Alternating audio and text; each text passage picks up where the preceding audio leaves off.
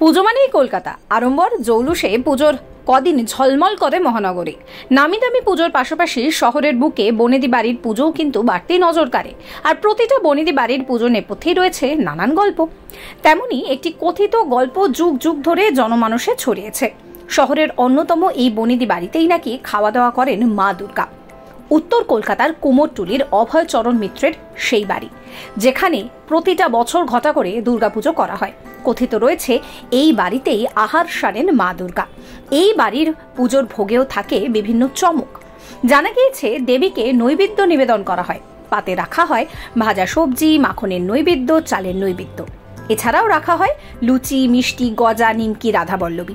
প্রচলিত বিশ্বাস এই বাড়িতেই ভোজন করেন মা দুর্গা।